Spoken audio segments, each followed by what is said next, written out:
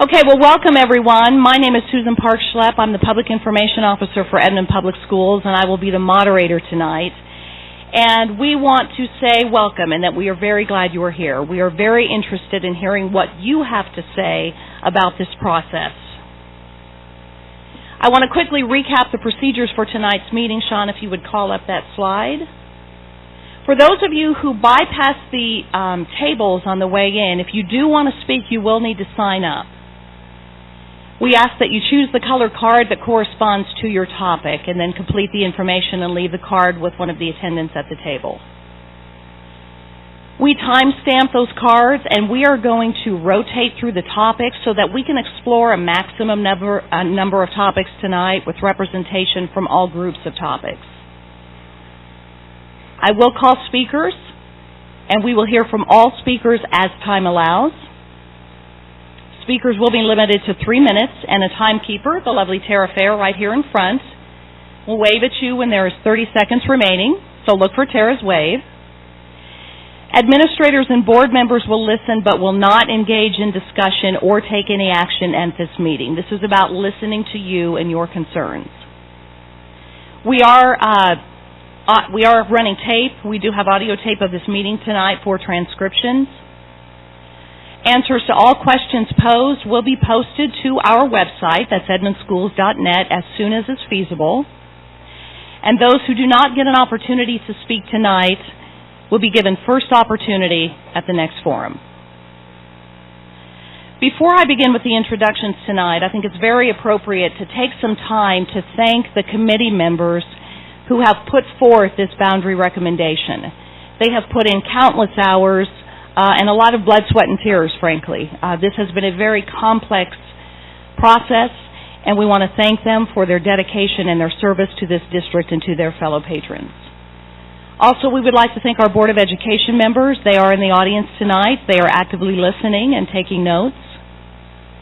I think together our board members have something like 35 years of service to this district. And so we applaud them for that, and we thank them for being here tonight. Yes, that absolutely deserves applause. And thank them for their careful consideration of everything they were here tonight. All right, now to the introductions. Over here we have Superintendent Brett Town. Next to Mr. Town, Associate Superintendent Debbie Bendick. She's the Associate Superintendent of Secondary Education. Ruthie Riggs, Associate Superintendent of Elementary Education. Right here in the front we have Rocky Gardner and Forrest Chevalier. They are with Templeton Demographics. Templeton was hired by the Board of Education last fall to assist the district with this process. Rocky will be making a presentation on the data and some of the rationale that the committee looked at in coming up with this recommended boundary change. And then following that, I will begin calling speakers to the podium. Let me just make sure we got all of the housekeeping items out of the way. There, I think we did. One last check. So thank you all again for being here, and I will turn it over to Rocky.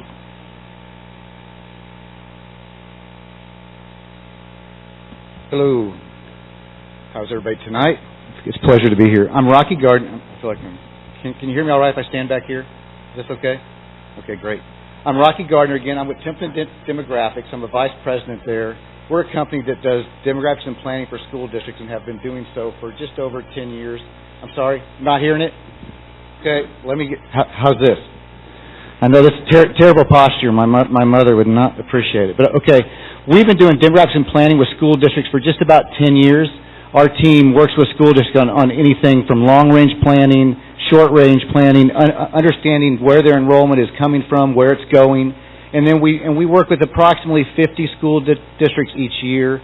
And we do boundary planning or attendance rezoning, opening of schools, probably about 10 to 20 projects each year, similar to this project in Edmond. So it's a pleasure to be here. And I want to start by saying that we were brought in to help facilitate. So we're working with a great committee to help a committee using our technology, our experience to help them come to a plan. And I'm going to walk through the process here, and then just so everyone's, I stepped away, didn't I? Okay, I'm back. Just so everyone's familiar with it, when we got to Edmond Public Schools, one of the first things we do is our team comes in and we try to understand the district as best we can. We're on the outside, and we kind of stay on the outside at first. We drove the district. We tried to get familiar with the district, but by ourselves, without anyone driving us around. We talked to the local entities, be it Oklahoma City or Edmond. We found out what we could about future growth, where growth was coming from, where it was going, and then we collected data on the district itself. We actually mapped each student to the house that they live in, so we could understand the yields that were coming out of different neighborhoods and understand where that growth is. We used all this then to develop enrollment projections. So we went over enrollment projections with staff back prior to Christmas. So in October, November. I know it was in 2015. It was last year. And these projections. This slide here that you're seeing is before realignment. So you can see that's why Heartland does not show anything there. And you can see that we're looking at, we're adding Heartland. I highlighted in yellow the middle schools that were over capacity already. So the yellow indicates that they are over capacity. You can see here that even with Heartland, we're looking at about 5,750 students of capacity. Right now, your middle schools are just around 5,200 students. It's a fast growth district. And we're looking at 500 students per year, and that number continuing. Now, we know that based on the research, the historical housing patterns, the growth that's going on, the regeneration, we know that this number could change in a heartbeat with the economy. So it's based on best information that's available at this time. And it's a bit of a moving target. It always is with school districts. And we know that going forward, when you get out to years 3 through 10, about years 5 through 10, things get fuzzier and fuzzier. The crystal ball is just not quite as clear. But based on what we're seeing now, the housing development that's out there, this is the forecast that we developed. And keeping in mind, when you're in a fast growth district and you're trying to redraw boundaries, we typically hope that any new boundaries that we draw will last 3 to 5 years. Really, not much more than that in a fast growth district. So if you kind of cut things off at 2020, you see that your middle school enrollment is between 58 and 6,100 students in middle school. Well, so we know that we're going to have capacity concerns again at these middle schools, possibly in 3 to 5 years. So we had to keep that understanding as well. High schools, now I didn't have the yellow lines here, but you can see that North High School is operating right now well over capacity. You're seeing that Santa Fe is just at capacity and Memorial just under capacity. But we definitely, if you look at the capacity totals, we've got more students than we do capacity. Now, knowing that, we also know the high schools are going to see some additional rooms coming up, and so we do know there's additional capacity coming to each of those high schools in the next 3 years. So moving forward, so this is where we started from, and I started with the committee at this point as well. We had our first committee meeting. I hope you can still hear this. I'm having trouble staying down like this. Okay. We had our first committee meeting on January 21st. The committee convened, and it's a committee of both administrators and parents that the administration put together. And my job was to facilitate this committee. It was a great committee. They worked well together the whole time. When we came to the meeting, Forrest and I brought in maps. We brought big maps. We laid them out on the table in like 4 corners, and we asked the committee just to go ahead and just draw the boundaries for us, just to kind of get an idea what they were thinking. We knew everyone would be thinking something different, but we didn't give them any numbers, anything at all. We just wanted them to see where their train of thought was. And as soon as they were done with that first meeting, we had the software. We could plug that into our software right away and show them the results with enrollment totals, what it would look like if that enrollment was in place, what it could look like in future years. So it right away, it kind of helped them understand any problems that might be there. Now, I'm going to go forward one slide, and then I'm going to back up to the committee meeting again. I wanted to show you this slide as well. These are the guiding principles that were provided to the committee by the administration. You can see we've got attendance areas should be designed to serve the district for more than 5 years. I showed you the slide already. We know there's challenges at middle school. That's already occurring. Attendance areas should be largely contiguous. They lack the appearance of gerrymandering. Walking paths they should be considered. Initially, smaller school populations in schools with higher than anticipated growth rates. So we don't want to open a school full. So we want to make sure that when we open a school that there's some capacity remaining for some of that growth that is coming. High schools should each be aligned with 2 middle schools. That was an important guideline. When possible, elementary school boundaries should align with middle schools. Neighborhoods should be assigned to the same school when possible. The district should honor existing transfers into schools. All students should be expected to attend their new school. Transportation routes should be efficient as possible. And there may be options for the 16, 17, 8th graders to matriculate through their current high school. These are a lot of guidelines. And from the beginning, we told the committee, you're not going to be able to meet all these. It's just not possible. And one of the first plans we looked at was let's just use elementary as a feeder. We'll grab elementary schools and keep them. Don't split any elementary schools. We immediately found that didn't work. It just wasn't possible given the capacities that we had to work with.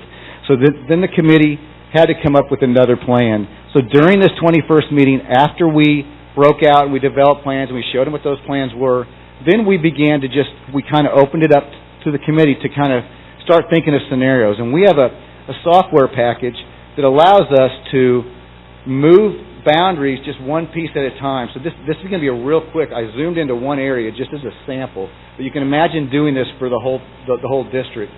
We could grab a hold of an area and they could say, you know what if we move this area right here to Sequoia? Okay, let's do that. As soon as we did that, then we'd throw up the numbers and say, okay, this is now what Sequoia's numbers look like, and this is what would be remaining in Central. And they say, well, we didn't take enough out of Central. Let's maybe move Cheyenne over here. So we would do that. Look at the numbers again. Oh, that looks pretty good. And then someone would say, well, you just split Central in two sides. We can't do that. So then we go, okay, wait. Well, we better put maybe this Sequoia back and move Cheyenne. So then we do that. And they're like, okay, this is getting better, but now Sequoia is too small. So you can see this is what went on for 3 hours at each meeting. Until finally we would come to a point where they'd say, okay, this looks pretty good. And then we'd bring the numbers up, because then we'd have to try to look at the high schools. It became very apparent that it was important to not split the middle schools. So our initial plan was to stick with 2 middle schools for each high school. Well, then it didn't seem to work at high school. So we spent 3 hours doing this. We went all the way around. And again, this is very typical. This is kind of how it works. You want them to get familiar with the software. We want everyone to feel like that they've had a part in the process. So at the end of this meeting on the 21st, let me go back to at the end of the meeting on the 21st, we had several plans. We'd probably gone through three or four, and I can tell you that none of them worked. Unfortunately, none of them worked. And so at the end of the meeting, it was asked that Forrest and I go back and look at the plans that they started with, and they asked if we would come back at the next meeting with a plan that we liked or that we thought might work. So we were given a homework assignment. And actually, to be honest with you, our target was to come back on the 28th, show them a plan that's kind of a starter plan for that week, and we could maybe go from there, and we'd hope to finish on the 28th. So February 3rd, I think I told the district from the beginning, so we won't even need the 3rd. We're going to get this done in 6 hours. Well, that didn't happen, but I can tell you, we tried. We came back on the 28th with a plan that Forrest and I brought back. We put together, and it immediately was, we split up in groups, and we talked about it, and it did not work. It was not perfect, and obviously, even to this date, the perfect plan is not out there. And I can tell you that, I guess on a side, we do, like I say, 15 to 20 of these a year. We've been doing them for 8 to 10 years. We've yet to make the perfect plan. So it's just simply not out there for any district that's going to make everybody happy. So on the 28th, we tried something different too. I wanted to make sure that the parents were getting as large a voice as the administrators. So at that committee meeting, we split them. We brought in the plans again, and we had the parents. That's not mine. We had the parents, kind of. They surrounded a few tables, and the administrators, they surrounded a few tables. This way, they could kind of on their own play with the plans, and this time, we gave them the starter plans, and we said, okay, let's see if we can clean these up a little bit. Let's make the numbers work, and we'll do that again. So we worked through that, and what's interesting is the parents and the administrators really came back with pretty similar plans. So towards the end of the 28th meeting, we were very close. We thought we were. We thought we had a plan that would work, and sure enough, we were looking around, and all of a sudden there was a question came up about high school capacities. And someone said, that's just not going to work at the high school. The middle schools work good, but that's not going to work at the high school. And it was a little bit confusing because we weren't sure really if our capacities were right. So when we broke then from the 28th meeting, that our charge was we need to verify these capacities and make sure things can work for the capacities. So that's what we did. When we started back at the third, we started with 2 plans, and with those plans, we were able to say, okay, just so you know, these capacities will work. We've talked to the administration; they understand what's going to happen, and we can make these capacities work. So again, we spent an evening, actually afternoon. We met from 3 to 6, I think, on each of these meetings. We moving boundaries again, looking at boundaries, and trying to come up with one that we could get a majority on. Just a real quick. We did vote several times. We went back on the 28th, and we used Post-it notes to vote. So it wasn't always a show of hands. It could be secret. It could be. We just wanted to make sure that the facilitation was very transparent. And I know at the end of some meetings, a committee member would ask, "Well, can I share this?" And we're like, "Sure, we want you to share it." Now, we didn't want maps to get out. We didn't want to leak, because then there were enough rumors flying around already. Believe me, I think I heard a rumor that I was going door to door. And I can tell you, I don't know if there's anyone here that I knocked on their door. I challenge you. I didn't knock on any doors the whole time, so I can tell you that. So on February 3rd, we came back, and finally, towards the end of February 3rd, we came around to some different processes, and we got a boundary that we got majority vote. I mean, that's basically the 15 minutes into about 9 hours, 10 hours worth of work right there. So that brings us to today and the plan that we have. The next challenge for us was then understanding, I'm going to go through back, got to catch up here, what this would look like, next year. We had to do some work because of the transfer issues, the grandfathering issues, the opening of different campuses at different grade levels. We had to go back and do some homework as well. So what you're seeing here in this grade report is simply what next year would look like based on what we know today. So, for instance, at the middle school level, I had to look at, first of all, Heartland was just going to open with 6th and 7th graders, okay? So, and it's assumed that all current 7th graders are going to stay at their campus to finish 8th grade. The district's going to let all those finish their 8th grade year. So if you're in 7th grade somewhere, you matriculated through. So we had to use different formulas for that. Our 7th grade students are also based on continuing transfers being allowed, but if you fall within the area of the new boundary, that's the school that you're going to go to. So that's built on students that live within the new boundary attending the school that they reside in, unless they're already within a transfer. And then your 6th grade number is simply your 5th graders coming up, and all those 5th graders are based on where they live today without transfers. So there's no transfers. So there's 3 pieces. And the high school was a little bit easier, because for high school, if you were already in a high school, in other words, if you're a 9th, 10th, or 11th grader, I guess 12th, but we're just going to assume all the 12th graders, they graduate. So 9th, 10th, or 11th grader, then you can stay at the high school that you're in until you matriculate through that school. So then we just had to look at the 8th grade feeders. The other thing that we considered, because we knew that there's some capacity concerns, and we know that we're looking at numbers that are going to be over capacity, but what we have to keep in mind is Santa Fe is going to get room additions first, which will raise their capacity to 2,750. Then the next year, we're going to see capacity increases at Memorial and North. So this is where our numbers, and that's where they came from. This next chart is simply then the 5-year projection of those numbers moving forward. So you begin to see that although we have some challenges, next year, that those challenges begin to decline as we move forward. You see stuff like, we know that the person, a student at North, for instance, is probably going to stay at North until they're through their high school, so the Memorial numbers can stay down until that happens. The Memorial will begin to increase. At the middle school, like I say, the challenges don't go away at middle school. We still have, we're still going to have some challenges 3 to 5 years out, but it's a very balanced, it's a very balanced plan when we get to the end there. And I think that's it. So that's our plan. I just want everyone to know how great this committee was. It was a challenge. It was, it was not easy, but they were polite to each other. They worked with each other. We heard many different ideas, many different plans. I think in the end, we probably looked at, our software holds 5 plans at a time. So we typically can do 5 plans for middle school and 5 plans for high school, and that's typically enough. I know that when we finally settled on it, we were probably at 8 or 9. So we had definitely worked our way around 2 or 3 times trying to get back to a plan that would work and that would get voted on. So with that, we're going to turn it over and listen. Thank you.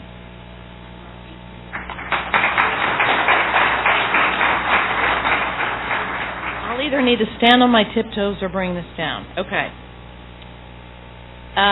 We are rotating through here. This is Sharon. Do we have a Sharon Schmidt? Sharon? Sharon wants to talk about acceptance of the realignment? Okay. Let me be clear, I'm only talking about Centennial. I know there's concerns for lots of other people. Oh gosh, can you hear me now? Okay. Good evening, I'm Sharon Schmidt. I'm a 10-year resident of Edmond, a homeowner in Fairfax, and most importantly, a mother. I'm the mother to 2 students that are currently at Centennial, and next year it will be 3. I don't like change, and I hate being forced to change, but I've had to learn that sometimes it's necessary. This is one of those times.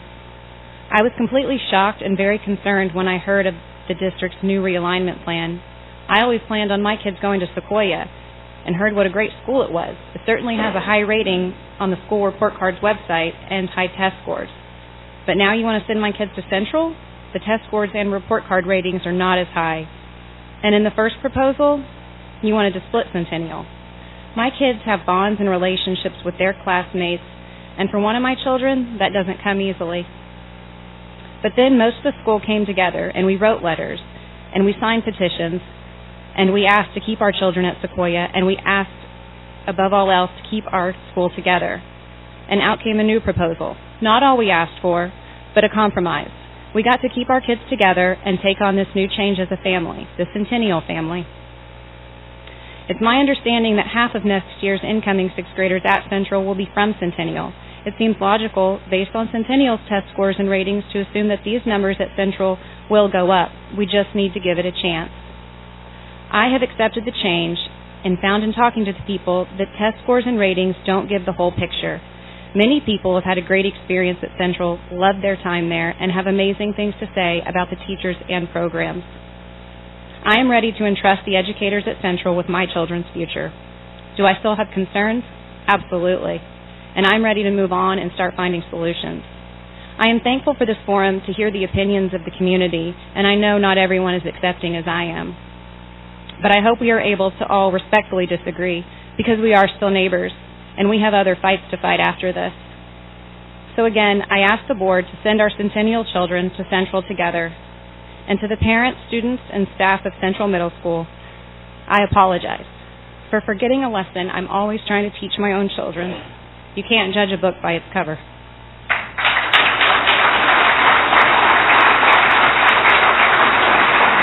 Up next, we have Tracy Van Buren. Tracy has questions about transfers at the high school level, and then following Tracy will be, I believe it's Carrie or Gary Samara. So Tracy?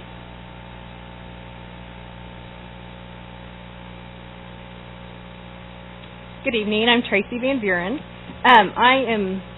My concern is regarding the one-time high school transfer that has been offered in the past.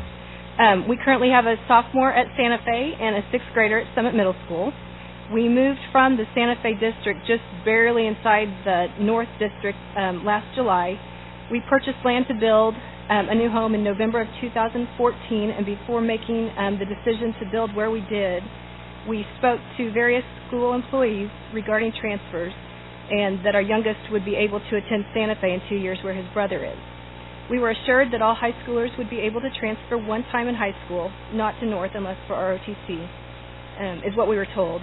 And if they chose to do so, with the understanding that they would have to sit out of varsity sports for the first year, which was fine. Now that boundaries have been drawn and transfer restrictions have been made, this no longer seems to be the case. Had we known this would be an issue, we would not have moved into our current neighborhood. We are very involved with Santa Fe as Touchdown Club officers and donors, and it would personally be very difficult to walk away from those relationships we have with the faculty and staff at Santa Fe. Again, the biggest impact would be for our youngest son, who is currently in 6th grade. We just want our kids to be able to attend Santa Fe like they were told they were able to.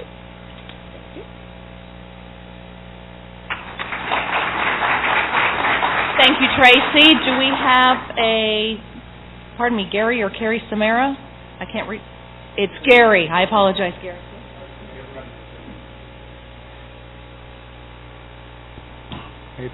This will be me being extra nice and polite in deference to my old buddy Randy Decker. Being nice about it. What struck me when I looked at the plan was that it just seemed that there just wasn't any consideration given to north-south relevance. It was all just about east and west. And this may not matter to, a lot of people, I suppose.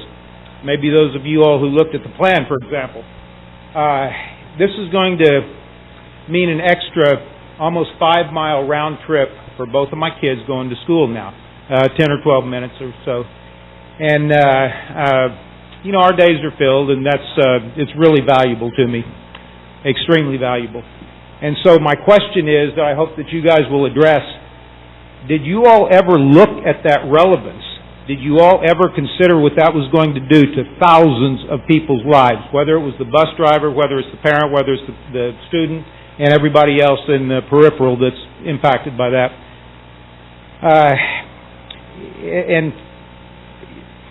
And what I also noticed, in this districting right here, the pink will be going to Central, to Sequoia, and the green is now going to Central. And a lot of these people from southeast Edmond, they're going to crisscross up here and go like an additional nearly 2.25 miles. It's nearly 2 miles. And they're going to crisscross, and they're going to pass up Central, and they're going to go farther north to Sequoia. And then a bunch of the people in the northeast quadrant where I live, they're going to pass up Sequoia and then go another about 2.5 miles, nearly, not quite, to Central. And anyway, they're just going to be crisscrossing, and people, and transportation is kind of important. And I also think that it needs to be said that when you talk about being able to keep your high school, that comes without transportation. It's better. It's better than Barack Obama's plan to keep your health insurance. And then, people out there, this doesn't include me. I'm a 36-year resident of Edmond, former developer here. And I think this stuff calculate 30 seconds. Okay, calculating the demographics and everything. It's pretty common sense, logical. I bet you guys were adequate to have taken that on yourselves. The community here. It's pretty straightforward stuff. And anyway, I just feel for the people who purchased the property with those expectations in mind. And the last thing I want to say, when do you all expect to release a comprehensive plan about the improvements that you're making to Central? And some details about it. I think that ought to be forthcoming.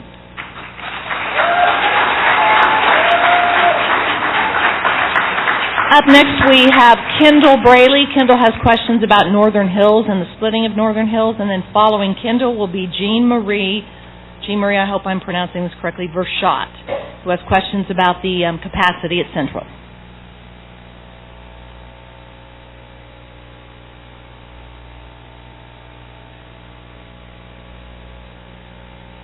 Hi there. My name is Kendall Braley, and I'm the parent of a current first grader at Northern Hills Elementary. My husband and I also have another son whom we will be enrolling in kindergarten for 2016-2017, as well as a 3-year-old daughter who still has a couple of years before entering Edmond Public Schools. Our family lives in Old Edmond, a neighborhood which is included in 2.5 square miles of Northern Hills territory that, based on the current proposed boundaries, will be moved from Sequoia North to Central Memorial for middle and high school. I completely understand the need to redraw lines and redirect students to different schools, given the fact that we're a part of a rapidly growing school district. I know that there are many factors that have to be taken into consideration, and I don't necessarily object to the idea of my children being shifted to another middle and high school from the ones we initially anticipated. I know I still have a few years to get there, unlike some other parents. However, I am concerned about the way in which lines dividing our elementary school were drawn. The 2.5 square miles east of Coltrane that's proposed to be cut off from the remainder of the school for 6th through 12th grade is not densely populated with school-age children. In our entire neighborhood, there are only 3 children who attend elementary school.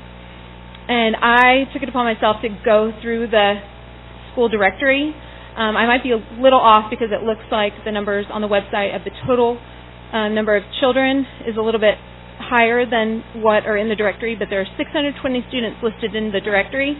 And of those 620 students, this part cutoff affects 27 students. So that's 4.4% of the student population. And I don't think it's right to split a school this unevenly. If these current boundaries are approved, these children will go to elementary school with each other for 6 years.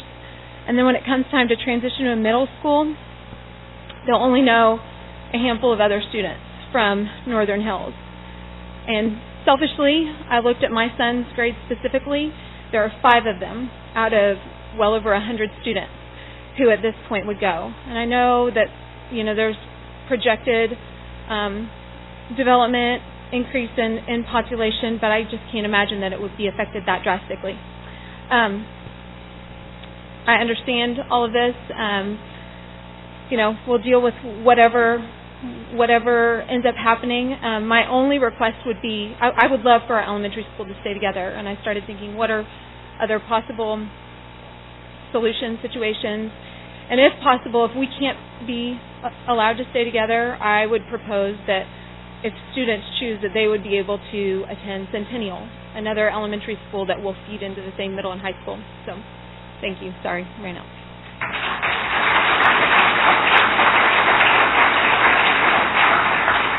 Do we have Jean Marie? Okay, right here. And then following Jean Marie, Dr. Darlene Kness. Thank you for the opportunity. I had several questions, which I guess I can ask in the 3 minutes. The first being the capacity of Central. Looking at the capacity numbers, it appeared that 3 schools, not including Central, were at maximum capacity. Okay. And as the gentleman had said earlier, the problems that Central has is a need for an infusion of money, not necessarily an infusion of students. And the amount of redistricting that's affecting the population of students at Central doesn't make sense. That you have to bring that up to maximum capacity when it's already at a necessary capacity. The impact that it's having on Sequoia students does not make sense. My son is a student at Sequoia. I've just graduated my older son from North, and I don't understand why the elementary schools get to decide where my son has to go to school now. I feel that there should be more input from the middle school and the high school determining where my son goes to school. The premise from what I read from the minutes of the meeting was that in the 3rd meeting that was posted, the premise was that all the Centennial students had to stay together, and all the redistricting was based on that.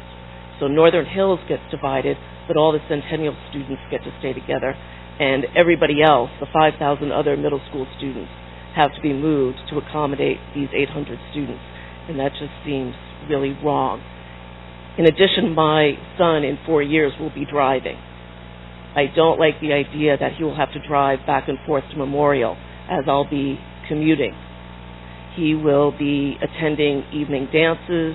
He will be attending weekend events in the evenings at basketball, football, etc., and he will be driving long distances. If he's driving from North back to my neighborhood in Steeplechase, which is a small area that's just been cut out, which could have easily been included along Coltrane in the Sequoia addition, he could easily get back and forth from North without worrying about a car accident or any safety issues. He's already been bullied on the bus. Now he's got to go a longer distance through middle school on the bus to deal with more bullying issues. And now we have to deal with safety in high school. So there's no reason for him to have to drive through neighborhoods that involve to Memorial, past restaurants and bars. in the evening to attend events. It's much safer for him to be at North. Thank you.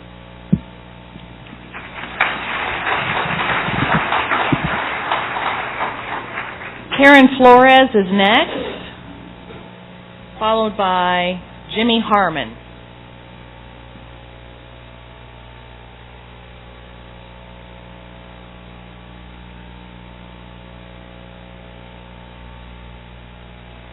Hi. First of all, I would like to say Central does not need an infusion of money.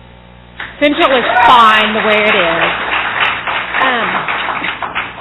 We moved to Edmond because we thought it would be a great place to raise kids. We didn't have kids at the time, but now we do.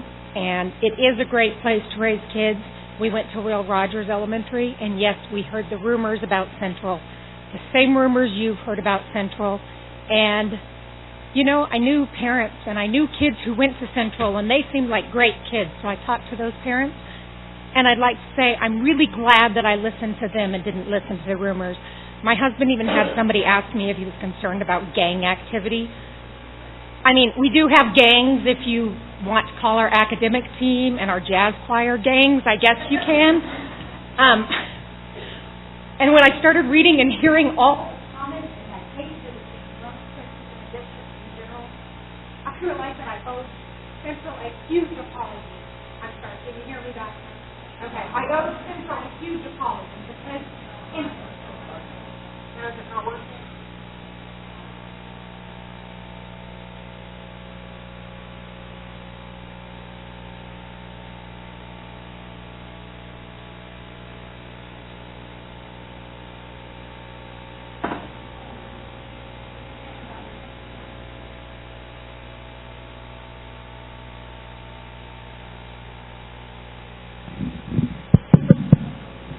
Okay. Now you can hear me because I can hear me. Okay. Anyway, I realized being on this committee, the committee was working on numbers. The committee was working on trying to ease overcrowding. Sequoia's principal said they've got 4 teachers who don't have classrooms. The teachers have to take their classrooms on carts to any empty classrooms that are available. That's not okay for the kids. The overcrowding is not okay for the kids. This plan takes care of population for the kids. Central loses a huge amount of kids. Central loses 400 kids and gets, 400 new kids. And the kids that we're losing are awesome, okay? And they may be low income. I know we're not supposed to talk about income, but they may be low income. There's no crime. There's no shame in that. These kids are great kids, great students. If we have lower test scores, possibly it's because they're taking tests in their second or third language. So if you compare apples to apples, the kids who are going to perform. We have, I don't know how many 7th graders that took the ACT test this year. We have kids going to, all kinds of advanced classes. So I'm sorry, I digressed and went down a rabbit hole. Anyway, everybody is hearing the hateful things that are being said about Central. Not only the teachers and students at Central, but the students in your house. So please be careful about what you say. I would say there's one thing that Central doesn't do well, and that's self-promotion. And I assure you, if you come into Central, you're not going to be treated like royalty because they're worrying about our kids, not about what you think about them. Thank you.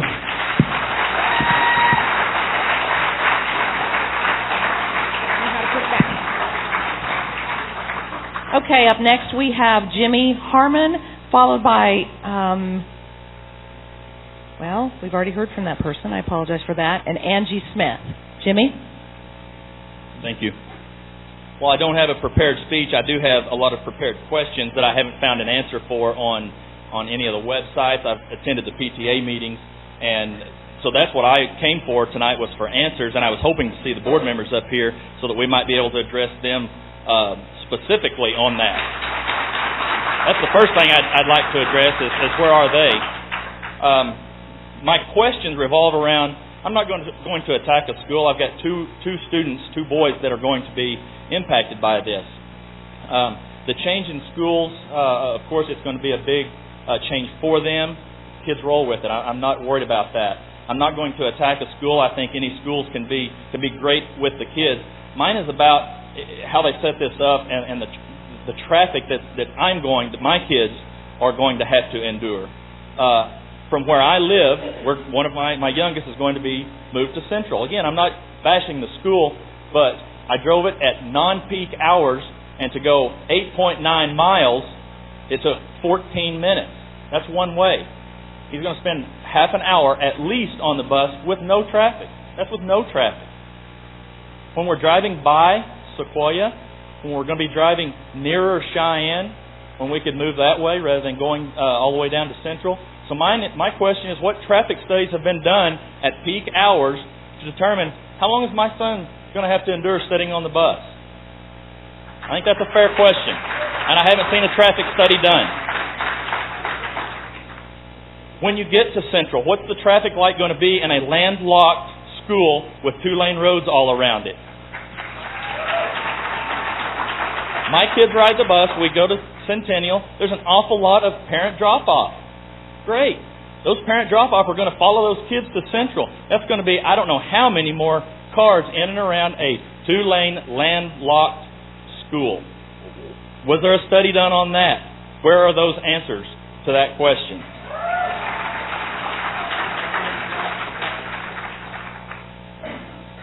When they put the guidelines up there, they said that these are the guidelines they have to... was there any prioritization given to those guidelines, or were they just thrown out there? There were some down at the very bottom that looked like they needed to be a little bit higher priority, and I didn't see that they were giving any consideration in any of the notes that I've read. And then lastly, what about parent involvement? If we'd have gotten some parent involvement and some opinions, I don't think we'd be at this point here right now.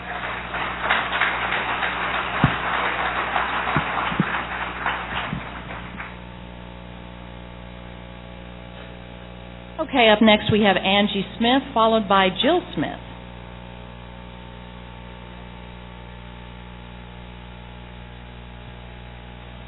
Are the television stations, are you picking up your sound okay? Because your mics have dropped off the podium. It's still okay? Okay. Hi, I'm Angie Smith. I currently have 4 children in the district, and we have been in the same schools since we moved here, specifically moved for those schools. One of my questions is, it keeps being assumed that current 7th graders will get to stay at their school as 8th graders. What's the process for deciding, and when will it be decided if they indeed do get to stay? My son that's in 7th grade, we have a unique family situation, unlike most. I was forced to move a year ago, and my husband passed away. I made many sacrifices to make sure I could give my kids the most stability possible. I paid extra. I let other things go to keep them in the schools that they are in, to be with those kids they have formed relationships with over the last 12 years since we've been here. We are in one of 4 neighborhoods that is being taken from Cross Timbers and put into Cheyenne. The kids from Centennial are staying together going to Central. Everyone else at Sequoia gets to stay at Sequoia, where the kids in the 4 neighborhoods from Cross Timbers are going to be sent to Cheyenne. So when will we know if our 7th graders going into 8th grade are going to be in that small group that's taken from the kids that they've been to school with and moved into Cheyenne, possibly for 1 year, and then go back to North? And also, I kind of was concerned, like many others, about the splitting of the boundaries. The Centennial kids got to stay together. Why are the other kids being split, especially the ones that are being split in small neighborhoods or numbers? And where are those numbers for us to look at?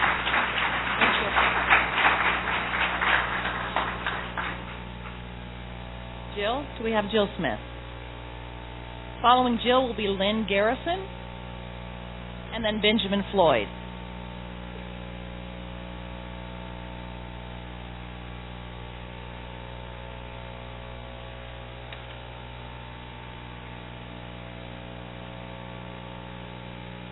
Hi, my name is Jill Smith, and I'm up here to speak tonight on something that I never thought that I would actually be up here to speak about, because it actually doesn't really involve my children. I have a student at Edmond North, at Sequoia, and at Northern Hills, and we are a transfer to Northern Hills. We really should be Centennial.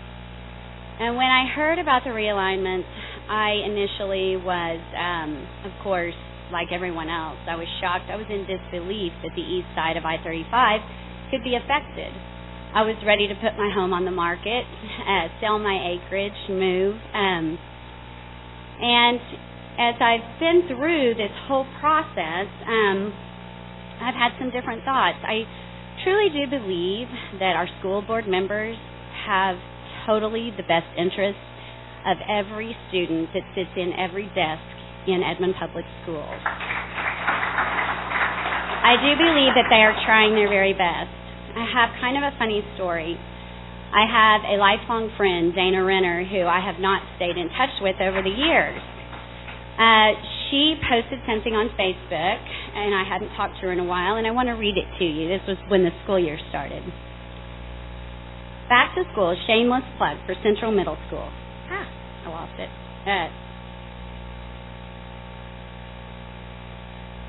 Hands down, the best group of people to work with. The students at Central have teachers who never departed to take a summer break. They have teachers that attended conference after conference, learning more so they can teach better. They have teachers who have, through blood, sweat, and tears, worked tirelessly on school beautification projects in 100-plus degree weather, and no air conditioning, mowing, trimming, painting, cleaning, sewing, etc., so that on the first day of school, our students can know how much they mean to us. I won't finish it, but it's all very positive. I have a child that could possibly go to Central. My plea in my household is a little different because I don't want my siblings split since I currently have a high school student. I believe keeping a family unit together is of utmost importance so that my children can have a school experience together. But in light of that, I just want to say that I have a literacy education company. We provide reading instruction and tutoring for many in the district. People ask me all the time, about schools. Hands down, I think Edmond Public Schools are the best. I feel like no matter where my children land, they will be in a very good place. I think the reason that schools like Centennial are so great and have such a great reputation is that there's so much parent involvement. Parents are there. It starts with them. Even in my literacy education program, I tell people my reading program is phenomenal, but it doesn't work without parent support. So I think that if every parent will just remember that wherever your children are, you are a huge, huge part of making that school what it is.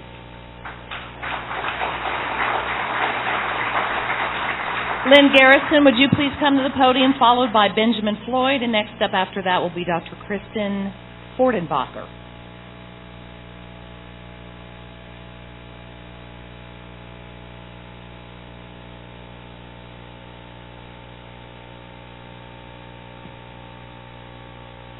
My name is Lynn Garrison. My wife, Tracy, and I are the proud parents of twin 14-year-old students presently attending Cheyenne.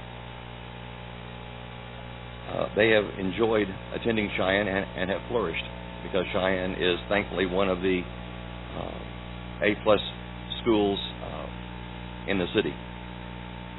Now, aside from having to leave 90% of their friends and go to Santa Fe, where the bulk of Cheyenne students are apparently going to North, as all adults here can attest, life is sometimes not fair, and they will get beyond that. However, when we moved to Danforth Farms, it was in the Edmond North School District. Shortly after we moved there, it was redistricted to Santa Fe High School. Now, for the third time, it has been once again redistricted. Fortunately, we're on the side of the street that stayed with Santa Fe High School, and we are not forced to change high schools yet a third time. My question is, these changes are so tumultuous to so many people. It affects their lives in so many different ways. Why were these changes announced at this time when the students being affected most, which are the 8th graders that are going to high school, many of the high school students that have just finished changing over. They're going through major changes, life changes as well. Why couldn't these announcements have been delayed a few more weeks, a couple of months, allowing the parents and the students to adjust to the new environments and get the tension out of the way from that before they're forced to be faced with even more changes? As far as I'm concerned, that would not have changed the outcome one bit. The changes still could have gone into effect the next school year. It would have simply allowed some breathing room for parents. Thank you.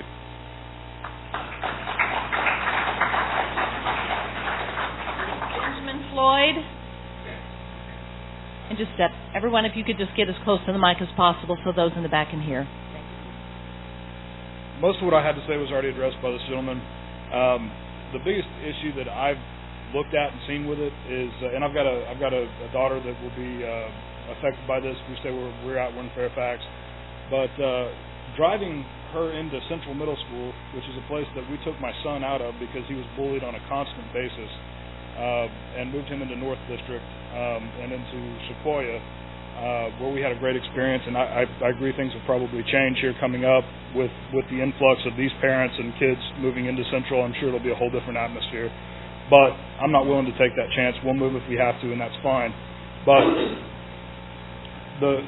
the two-lane road that you've got on 9th Street that feeds into Central not only has Central on it, it's also got Will Rogers, and it's also got a Christian school, is it OCA, on that same school. So you've got a ton of traffic on that two-lane road. Is Edmond planning on making that 4-lane all the way through 9th and Rankin, or they're just going to leave it 2 lanes because it's going to be a mess?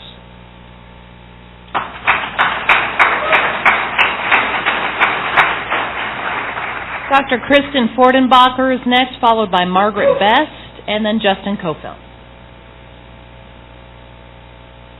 Hello. Thank you for hearing resident concerns. My name is Kristen Hornbacher. I have 2 main concerns: safety and school grading.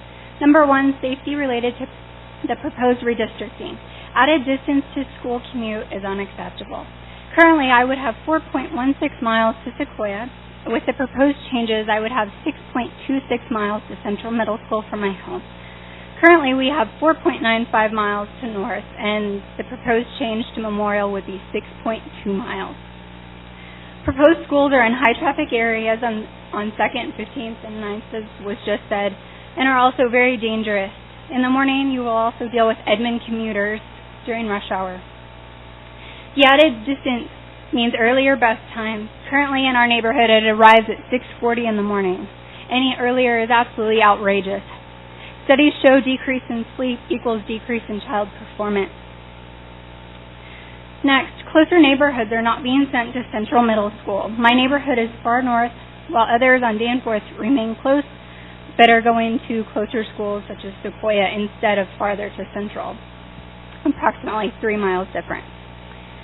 Next, suspension data that was found on the Edmond Public Schools website. Central has those that have been suspended less than 10 days is 1 in 6.9 students, which is where my child is being proposed to go. Whereas Sequoia, which is where I expected my child to go, has 1 in 68.2 children suspended per year. Central, with greater than 10 days being suspended, has 1 in 46.5 students. When at Sequoia Middle School, it's 1 in 0 students is suspended. This proposed change is unacceptable danger and loss in classroom productivity and disciplinary action. My second major issue is Edmond Public School grades on their website, and they're posted. The proposed redistricting would send my child to Central Middle School, which has an 84 or B- rating, whereas currently we were expecting Sequoia at a 99 A+ rating. In conclusion, safety should be the top concern for Edmond Public Schools and the board. Is Edmond Public Schools waiting for a child fatality before realizing that added distance is a major hazard to our children? Thank you.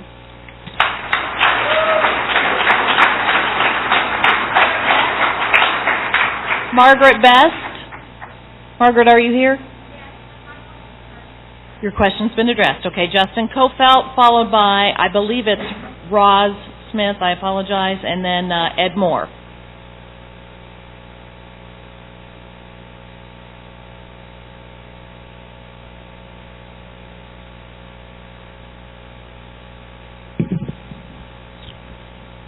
Good evening.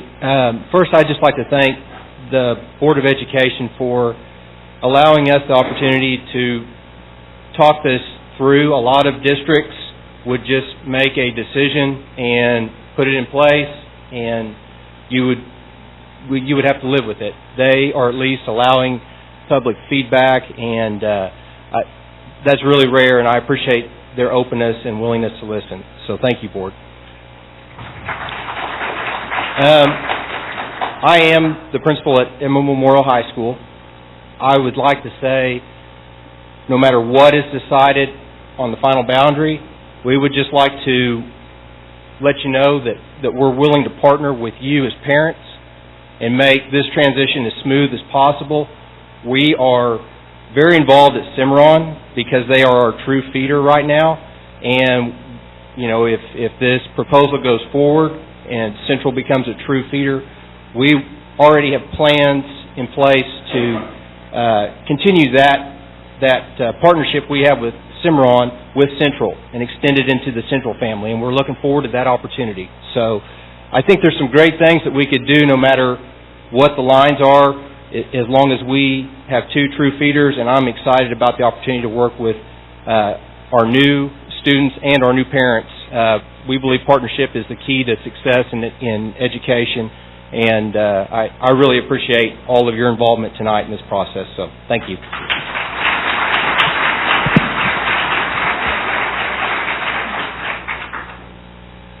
Do we have a Roz Smith or a Rod Smith? Ed Moore, Carol Guerra.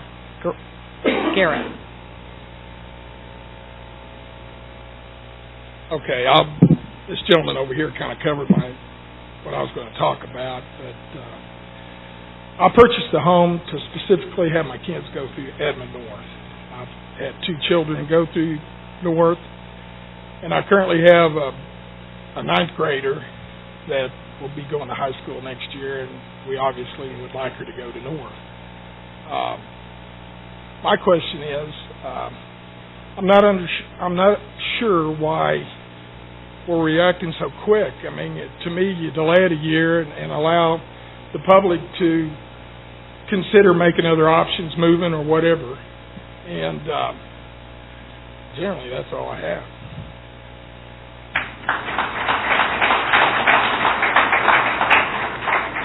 Ed Moore and Carol. Okay, Ed, thank you.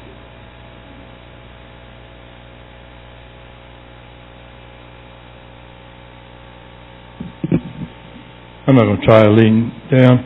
Ed Moore, I'm a grandparent here in Edmond. I got 3 grandkids going to Edmond schools. I think we're kind of dancing around the 800-pound gorilla in the room. And what appears to me is, and when I look at the guidelines that we went by, we left out the guideline for local schools. And when people buy homes, they plan on local schools. They plan on their kids going to local schools.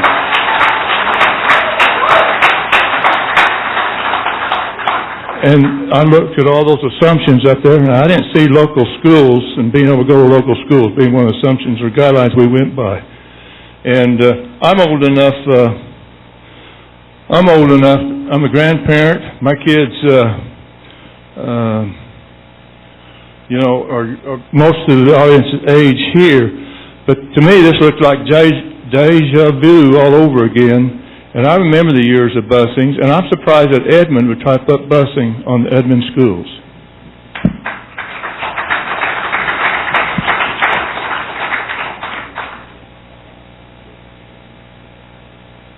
Carol Guerra, Constance Crossan, and then Monty McLaughlin.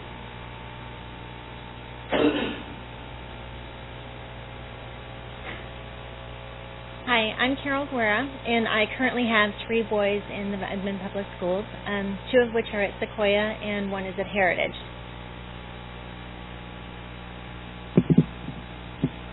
Can you hear me now?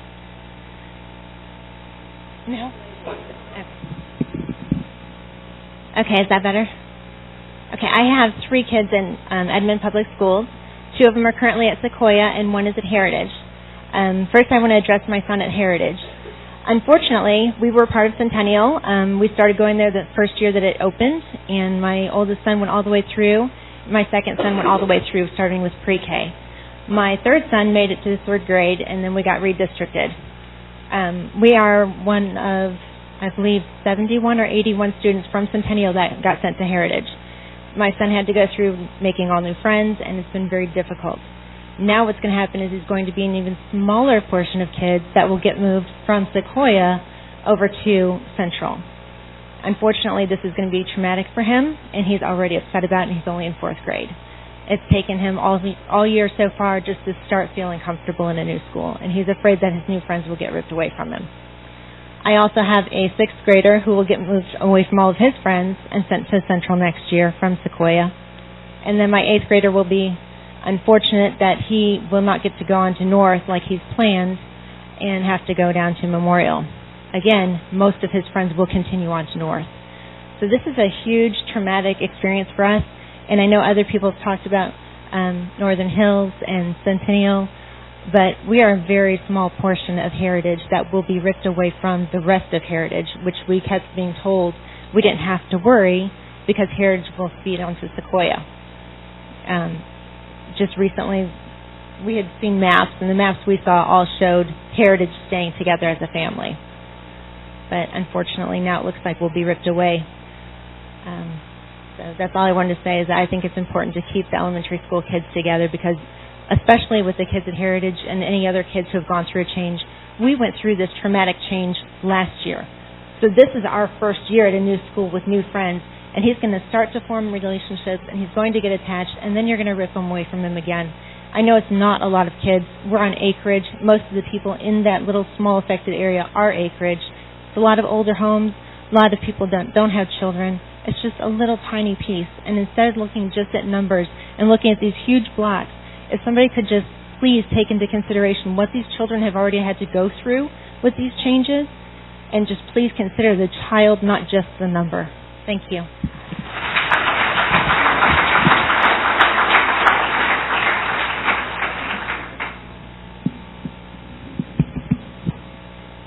Hello. Not quite prepared to speak, but I've been looking at everything that everybody's been talking about on our Nextdoor app and going to the PTA meetings. I go to Centennial, my children do. I have a fifth grader going into sixth grade next year, and I have a second grader at Centennial. By the way, we love Centennial. It's been such a great school. All the families there really work well together, and I really appreciate the PTA and everybody's support for each other. And I'm sure that happens in all of the other schools. That's just, I have two little kids in Centennial, so that's my experience. I just want to reiterate a few things that people have already said, but this is so important, I'd rather repeat it so it's well heard. The distance from where we live and transportation issues. They would have to probably get up earlier. I don't know how well that's been thought through or looked at with the traffic. And driving there, we're giving you times and everything, but that's not times that the buses are going to spend driving through picking up other children. So I have no idea the length of time the buses are going to be going through the neighborhoods. One solution that was suggested at some point, and I'm not sure where that fits, is that the middle school students would be bused separately than the high school students.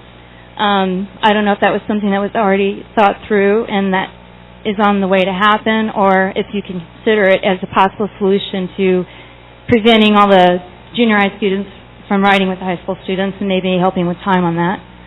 Also, I drove by Central and drove around it.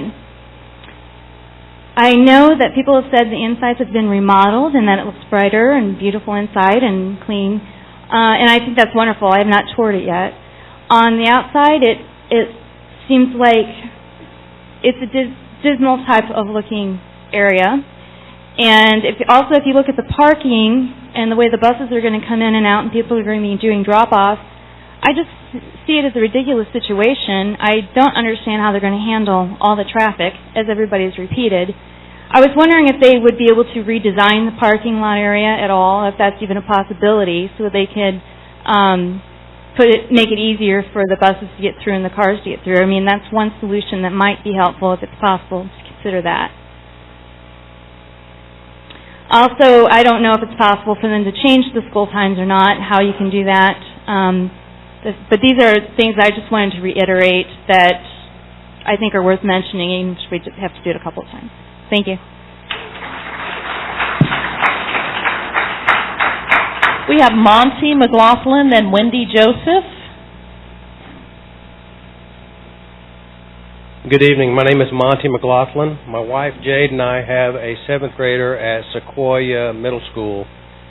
And before I go into what my concerns are, I'd like to tell you that it wouldn't scare me to send my son to any school in the district. And I think that all of us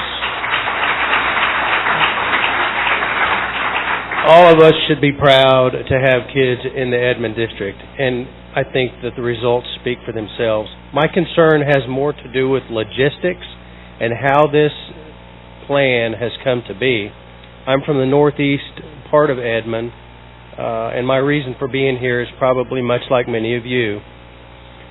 It's my opinion that we should have leadership within our district to have taken on this challenge without spending $30,000 to have someone from out of state come in and tell us about that. It absolutely disgusts me that we would bring people in that don't know anything about our community to tell us how to do it. And I challenge the folks that did do this study, had you gotten a good cross-reference section of our people in this room, we wouldn't be here tonight. Okay? My next question would be, why would we not just build our new schools where the actual need is, rather than building them in an obscure location and then busing people past their school to their new school? Indirectly, all of the folks that involve in the schools work for us, and we happen to be the taxpayers, and we're the ones that pick up the bill. I will tell you that in recent years, it's been with a great deal of pride that I've talked about living in Edmond and the education that my son is receiving and the number of bond issues that we continue to pass over and over again. And I would like to call it to the attention of those that will be making these hard decisions that the folks that will be voting on future bond issues are the folks that are in this room tonight.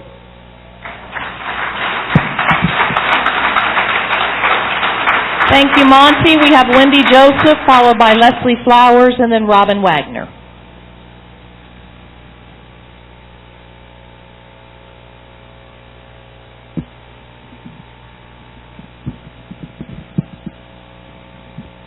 Good evening.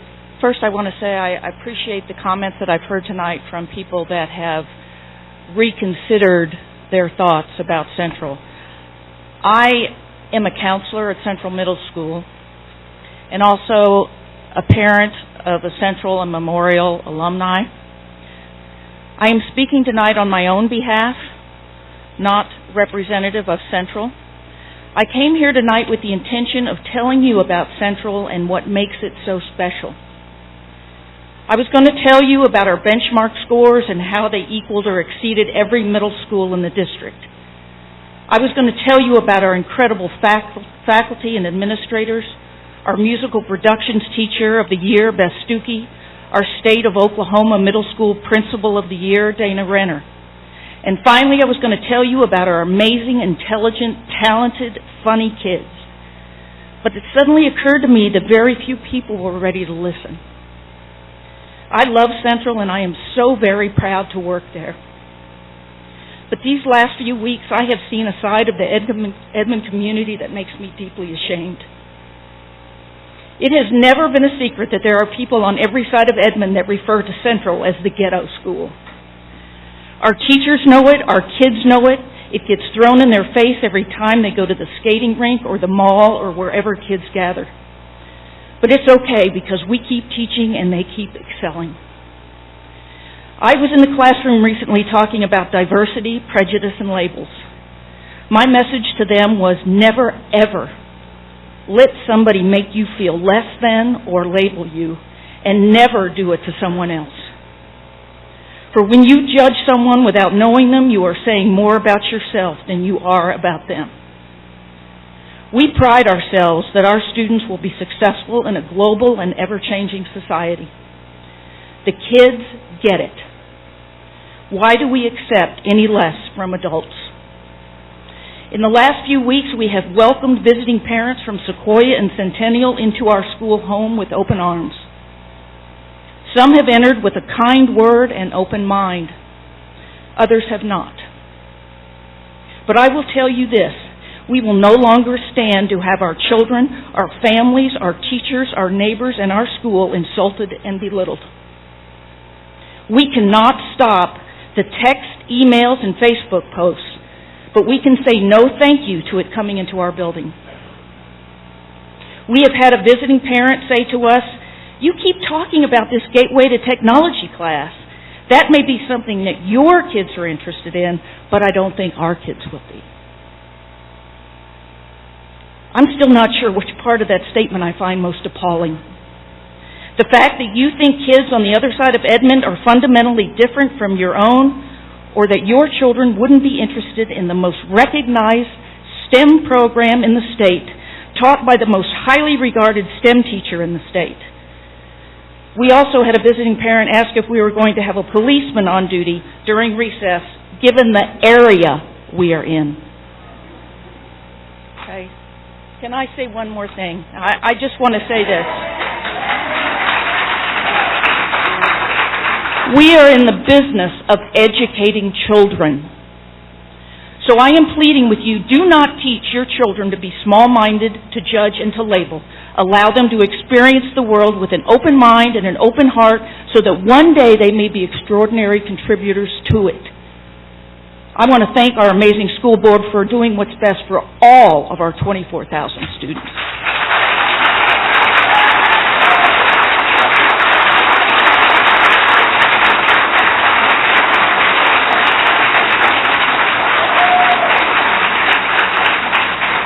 Leslie Flowers, followed by Robin Wagner, and then Eric Russell.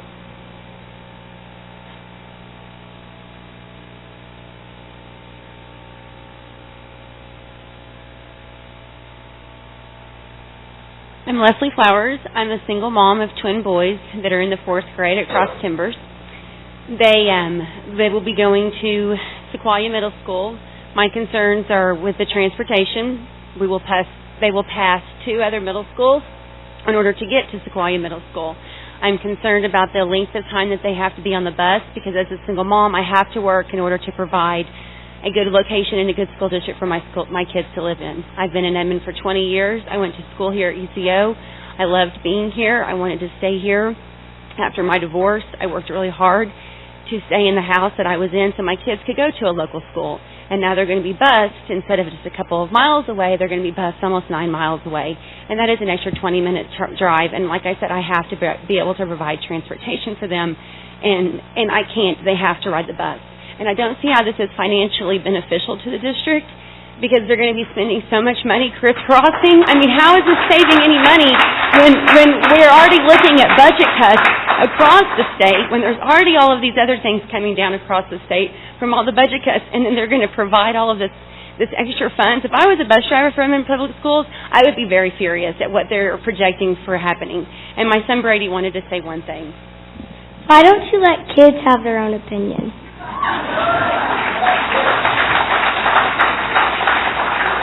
And I don't want to be taken away from my best friends, and it's just like cutting your house in half.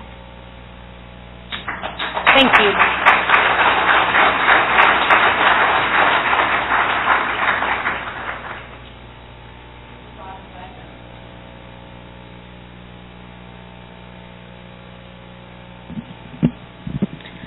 I am a longtime supporter of Edmond, and I'm going to get emotional because that's how I feel about this. I'm a longtime supporter of Edmond Public Schools. I attended Charles Haskell Summit, and I graduated from Santa Fe in 1998. I moved away for college out of state, but when it was time to get married and to raise a family, my husband and I made the important decision to move back to Edmond. We love it here. With that being said, I am so very distraught over the boundary changes. My children started their education at Washington Irving. We were transferred to Frontier. I was very involved at Washington Irving on the PTO board. I was scared for the move to Frontier, but decided to make the best of it. I had been involved on the PTO board since Frontier opened. My kids love it at Frontier. We have worked hard to become a family, even though there are 3 different schools coming together. My heart breaks when I think about dividing our school for our neighborhood and 3 other neighborhoods to attend Cheyenne instead of Heartland, which is right across the parking lot. I feel like our school has come a long way to be unified, and this divides us. The kids have loved watching Heartland be built and are excited to be thinking about attending there. And the name went on the building today, and it just broke my heart even more. I remember attending a meeting for the PTO board where Board of Education members were there when they first started talking about building Frontier and for building Heartland. They talked about not splitting schools. That was their biggest thing. And so it breaks my heart that this is happening now. I know that overcrowding is an issue, but let's be honest, this will always be an issue in Edmond. We can't build schools fast enough for the building anyway. As a parent, I have children I will have a child in elementary school, hopefully Frontier, for the next 9 years. I find it completely asinine that I will have sometimes 1 or 2 children at Frontier and have to drive across Edmond to Cheyenne to pick up 1 or 2, depending on the year, when I could drive to Heartland 50 yards from where I'll be. I feel sad for my kids that they'll have to be driving this with me and watching Heartland when I'm picking up my Frontier kids. I also find it really hard that Frontier was never brought into the meetings until the final meeting, so we had no representation almost the whole time. I know that change is necessary. Edmond is a growing district. I just pray that you will consider another option to keep our school together. Thank you.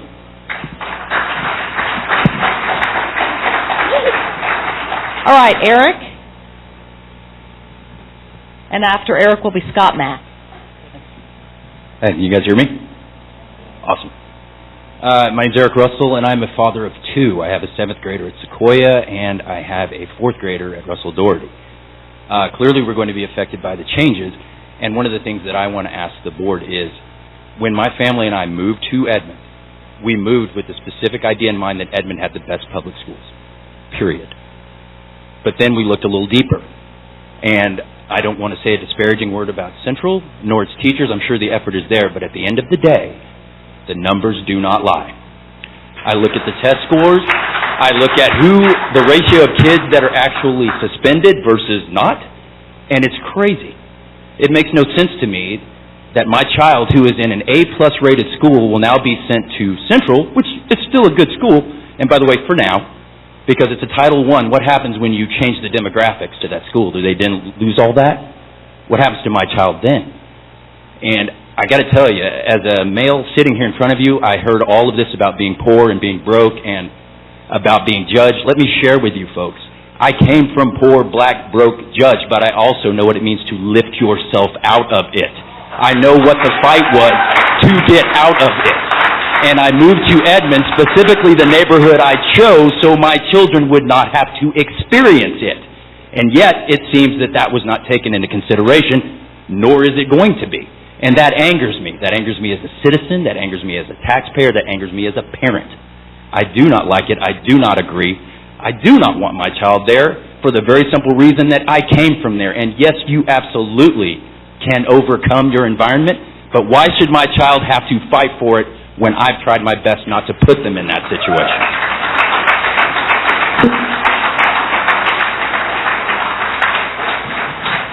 Scott Mack, followed by Andy Dillard and Brittany Dillard. Is there a Scott Mack? No? Scott Mack. Okay. How about an Andy Dillard? Andy's in the back. Okay, Andy, if you would make your way forward. And then Brittany Dillard. And I think, folks, with your indulgence of just a couple of minutes, we might just go just a few minutes past 8:30, and that way all speakers could get an opportunity to talk tonight.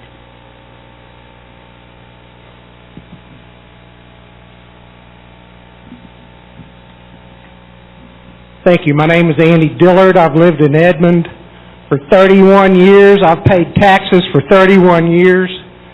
The money I pay for taxes pays for this man's salary, the roof over your head, the cars you drive, the shoes you wear, the clothes you wear, partner. It's amazing to me that your house and your area is not affected by this. I live 8 miles from Central. You live 3. Traffic's terrible down there. I've talked to parents that had kids that go to school down there. They can't get in and out of school, and you're going to make traffic much worse. That's a crock. Don't shake your head. I'm not the only one in here. I'm not politically correct, and I'm not afraid to tell you what I think, partner.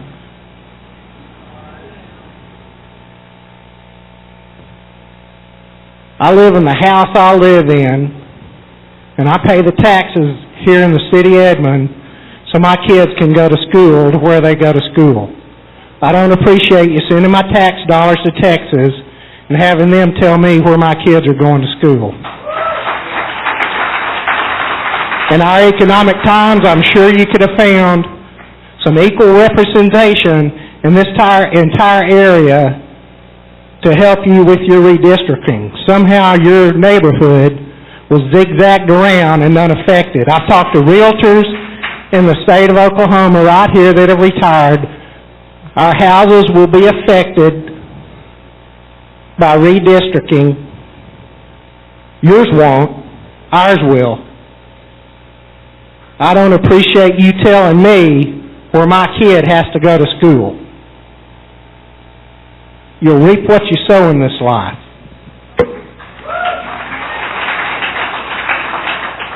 Is Brittany Dillard here?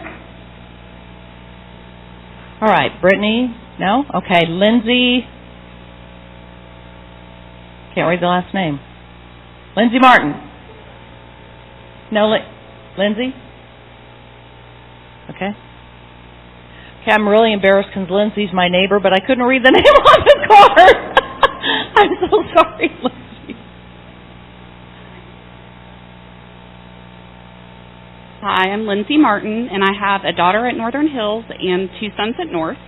And this has somewhat already been addressed, but I thought I'd go ahead and read it.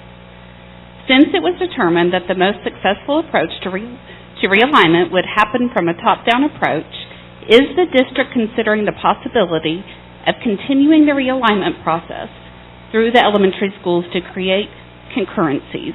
We would like to keep our elementary schools together.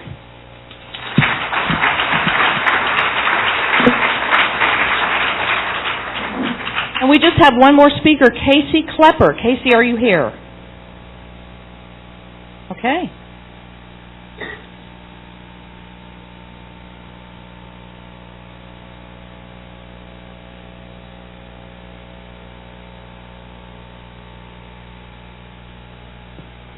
Best for last, right?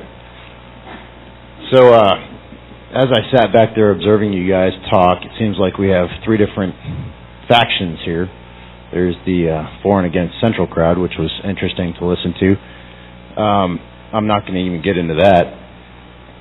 And then we have the logistics crew, which I will get into in terms of, you know, people angry about their commutes being affected, longer bus rides, and so on. And then we have the sibling crew, which is, you know, my daughter goes to North, my son goes to Sequoia.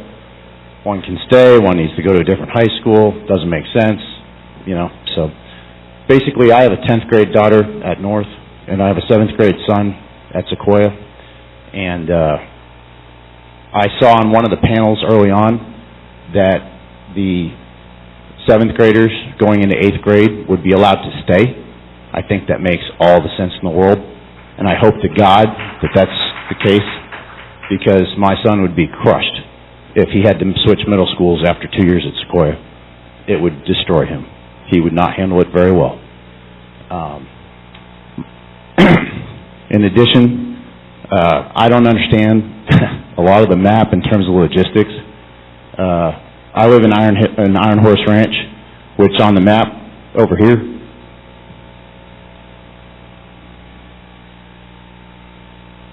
I could hit a 9-iron and hit that blue line, and I'm right there. And I don't know why. I was told at all the early meetings the line was going to go straight, right up the road. And why they jogged it over is beyond me. We got straight lines going this way. We got relatively straight lines going through here, straight lines here, and then you carve this out. When I drive right to there, to my kid's school, and now I've got to drive all the way around down here, it makes no sense whatsoever. I bet you I could get 99% of people in Iron Horse to agree with me.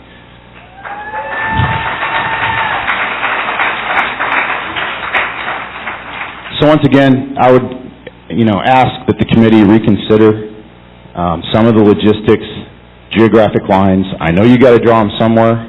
I know it's not easy. Most of the elementary schools, unfortunately, are cut up. You have a lot of elementary schools in this town and only now 6 middle schools, and you got to draw the line somewhere for that. I know Centennial wants to stay together, but those of us with older kids will tell you where you go to elementary school is not nearly as important as where you go to middle school and high school.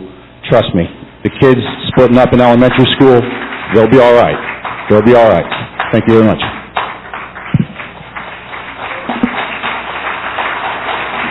Thank you, Casey. Those are all the cards that we have of folks who have indicated that they wanted to speak. We so value and appreciate your time, and we appreciate so much that you took the time to come out tonight. We want to remind everyone there is another public forum. If you want to come and listen, you're welcome to do that again, or speak on a different issue, you're welcome to do that again. It will be next Thursday night, same time, same place, same procedures. The doors will open up at 6:30. We will begin at 7 p.m. We will also have the email.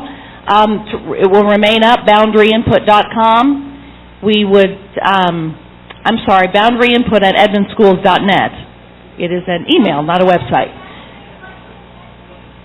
Pardon me?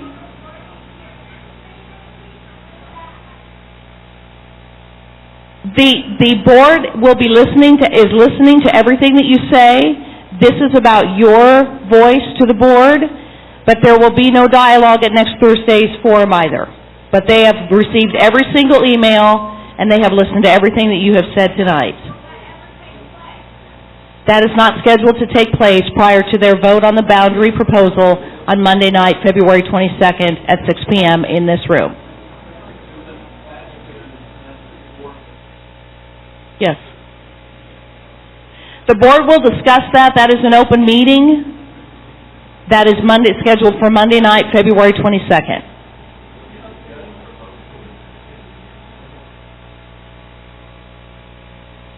It will be discussed, and then there's the potential for the vote that night. Right. Any other housekeeping items that I have forgotten?